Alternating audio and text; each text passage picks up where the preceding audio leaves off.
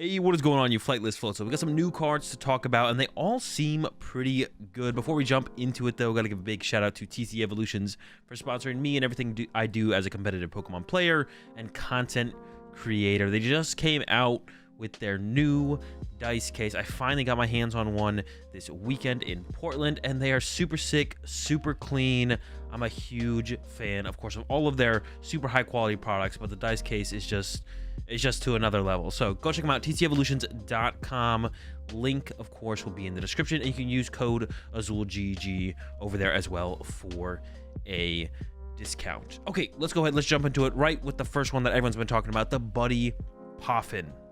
Search your deck for up to 2 basic Pokemon with 70 HP or less and put them onto your bench. Then shuffle your deck. So is it the return of Battle VIP Pass? Not quite. It can only find Pokemon with 70 HP or less. So we can't find big basic Pokemon, big EX Pokemon, big basic EXs, big basic V Pokemon can only get 70 HP or less, but it isn't limited to the first turn of the game. You can use this card literally whenever you want throughout the game. So this is huge for evolution decks like the Gardevoir deck, being able to find our Ralts, Charizard deck, being able to find our Pidgeys and Charmanders throughout a game. Yeah, this is a very, very powerful card. Going to be played in a ton of evolution decks, and I'm sure it'll find some other situations and maybe not such heavy evolution decks, maybe even stage 1 decks, of course. But yeah, super powerful Pokemon search card. And yeah, I don't know how I feel about this. I don't know if this is a good thing or a bad thing. I never like to think too deeply into that until I actually get my hands on the cards and actually get to play with them, and see what I can come up with, see what other people come up with, to really judge it too aggressively. This card might be, I don't know, it's really hard to say this card's gonna be too powerful. It's very limited compared to something like the Battle VIP Pass, only be able to find basic Pokemon 70 HP or less. Yeah, so we'll just have to kind of wait and see, to be honest. We'll just have to wait and see. It's a really powerful Pokemon search card. Will it make the game too fast? It's possible, but you know, it's also kind of sucks when we have no Pokemon search in a format and we're both just sitting there draw passing, hoping to piece things together turn to turn. So a little bit of consistency isn't a bad thing. This is definitely a very powerful consistency card, but we'll see what kind of damage it can do when it finally releases. We're not getting this card until oh, it looks like this is we're going to be getting this in Temporal Forces. Okay, so it looks like we're going to be probably getting this actually in March, right as rotation happens, right as we lose Battle VIP Pass, we'll be getting the Buddy Poffin. So yeah, I mean, we'll see how well it replaces the Battle VIP Pass. One thing I guess I don't like about this card so much, to be honest, that I did think about when I initially read it, is that it does kind of keep Lost Zone decks alive. It would have been hard for Lost Zone decks to exist, I feel like. Would have been hard for Lost Zone decks to exist, I feel like, without Battle VIP Pass. That aggressive early search for your basic Pokemon was really important. It can't find the Radiant Greninja for you, but there's nothing stopping you from playing 4 of these and 4 Nest Ball moving forward. And this almost becomes a more powerful card for Lost Zone decks potentially, because if you whiffed that turn 1 Battle VIP Pass when you went first, you could really struggle at finding your basic Pokemon. But the Buddy Poffin, you could play on that following turn and go get some Comfeys and get cooking from there. Of course, it would only really find Comfey. Can't find Cram with this. You can't even find Sableye. Sableye is a little bit too tanky for the Buddy Poffin, so you can't even find Sableye with this. Like I said, you can't find the Radiant Greninja. You can only play Artisans to help you find your Crams and your Sableyes and whatever other non-rule box Pokemon you want to include in your Lost Zone deck. And then, of course, like I said, you can only have 4 Nest Ball to find everything else. So Buddy Poffin, I think, will be keeping Lost Zone decks around until the actual Lost Zone cards rotate. I was kind of looking forward to and kind of excited about the idea of Lost Zone stuff not really existing once Battle VIP Pass rotated, or I kind of was hoping that would kind of be the nail in the coffin for the Lost Zone decks. But I think Buddy Poffin will keep it around for a little bit longer, which isn't terrible as long as it doesn't feel too overpowered. I'm just kind of tired of Lost Zone, to be honest. I'm kind of tired of Lost Zone decks. You know, if they stick around for a little bit longer and they don't feel overpowered, I guess that's fine, though. The next, we got this Dunsparce line. The Dunsparce itself, I'll go over really quickly. 60 HP, Gnaw, colorless for 10 damage, and then for 2 colors, Dig, 30 damage, flip a coin of heads during your opponent's next turn, prevent all damage from and effects of attacks done to this Pokemon. But really, it's that the Dunsparce that we're looking at here. 140 HP, and it's got that dashing draw ability. Once on your turn, you may draw 3 cards. If you do, shuffle this Pokemon and all cards attached to it into your deck. So very interesting draw power ability on this Dunsparce. Theoretically, you could run a 4/4 of this and kind of just cycle them turn to turn to be able to see more cards through your deck. I don't know. This is a really interesting draw power ability on a card, to be honest. It's really interesting. I'm really interested to see how this plays out in comparison to stuff like B-Barrel and the Curly with the refinement and all this other draw power stuff we've seen in the past. We would still have like Quick Search Pidgeot. Will this kind of be able to match up to something like a Quick Search Pidgeot? Will this even be included? Because it's a very interesting ability. It doesn't stick around. That's the big thing. When you had something like a B-Barrel, it would be in play every single turn. Sometimes your hand would be locked up and you can't draw any cards with B-Barrel, so that kind of sucks. You're gonna get like 1 card, maybe 2 cards. This will guarantee draw you those 3 cards, but then it goes back to the deck and you don't have it in play for next turn. But if you play like a 4/4 line of this and kind of keep it as a draw engine that kind of just, you know, every turn you're just kind of resetting them up. Of course, using 1 will help you draw back into probably 1 or maybe even 2 pieces of your other Dunsparce, plus you get that plus 1 extra card to work with. Yeah, I don't know. It's an interesting ability. I'm curious to see how it flows though. If it doesn't flow very well, I don't think it's gonna be great. Also, I guess with the Buddy Poffin, it'll give you an easy way to constantly keep finding your Dunsparces. Just finding the Dunsparces might be a little bit more difficult. But with that Buddy Poffin, that'll really get you keep your Dunsparces in play turn to turn. Also, it's like a really powerful Pokemon to potentially set up to be able to deal with like late game Ionos as well. If you have just like 2 of these on your bench and your opponent Ionos you, you're just like, that's cool, I don't care. I'm gonna draw 6 cards now. So that's also a thing as well. You do draw before you shuffle the Dunsparce back into the deck, so you can't draw into the Dunsparce that you just shuffled back in.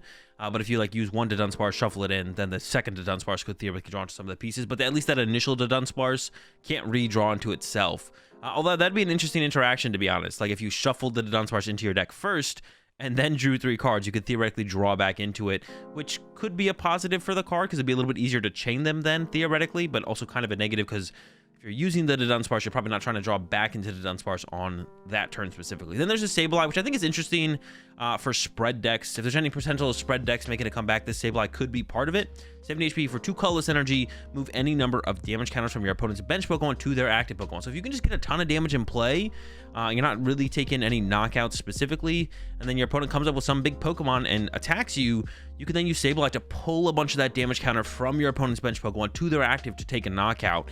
Usually spread decks are playing in a way where they're trying to like knock out a bunch of things in one turn. So I don't know if the Sableye really works with the idea of working in a spread deck.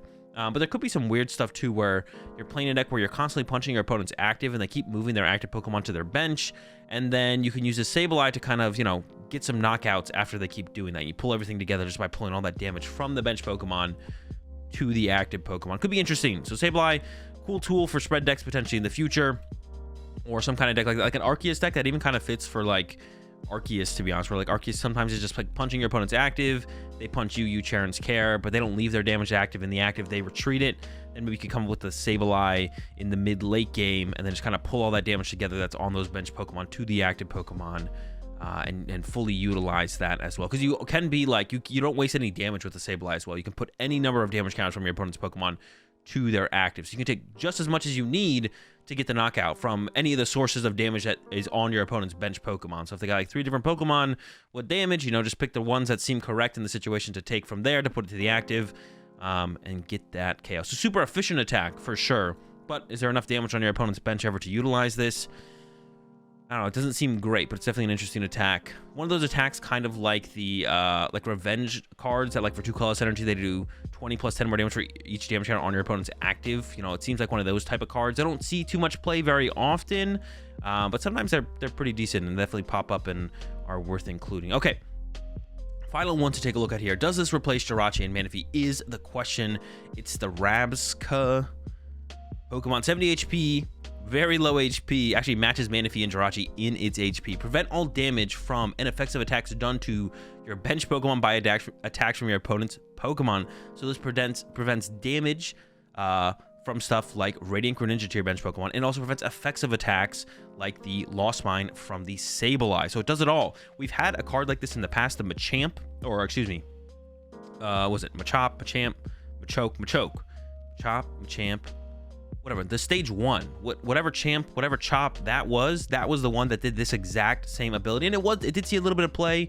The deck I remember it being played the most in was the Gyarados deck to protect all your benched Magikarps, because you put the Magikarp in play with like the Stadium in play that put 2 damage counters on your bench Pokemon when you put it on your bench, because the Gyarados is attacked at like 30 plus 30 for each of your benched damaged Magikarps or something like that. So you play the Machop, Machoke, Machamp to protect your bench. It's not Machamp. Machamp's the last one. Machop.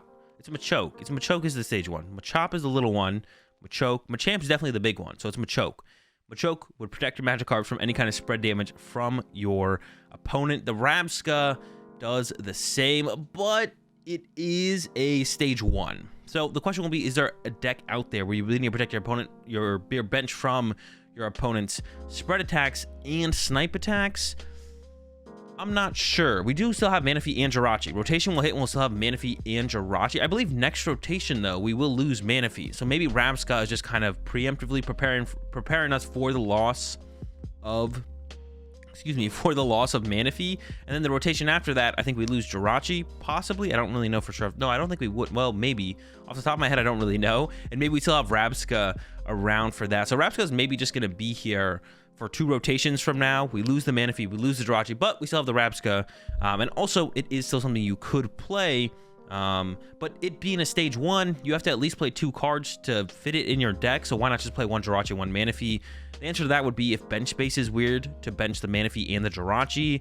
And you only want to commit 1 bench space to protect your bench from damage and effects of attacks at the same time. So until Manaphy at least rotates, I don't see this card being played. I think it makes a little bit more sense to just play the Manaphy and the Jirachi in your deck, or one or the other, depending on what your deck fears most.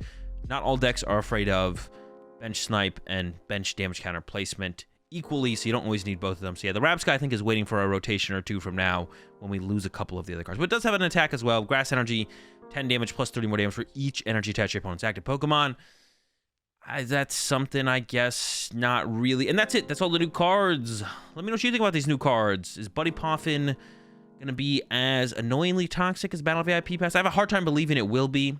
It seems like a solid Pokemon search card with solid limitations that will make it be a reasonable card in the metagame. But yeah, maybe I'm wrong. I hope I'm not wrong. I think we all agree that we all want me to be right about that and not have it feel as toxic as Battle VIP Pass did, and I don't think it will. I don't think it will because it's not limited to that first turn of the game. So if your opponent hits it and you don't, it doesn't feel as bad the way Battle VIP Pass does, because hey, on your next turn, you can maybe find 1 or 2 of them and piece together your own bench Pokemon so you can get back in that game and play some Pokemon and not just draw into Battle VIP Passes and then scoop and go to game 2. Let me know in the comment section down below what you think about these new cards, and I'll catch y'all in the next video. Peace.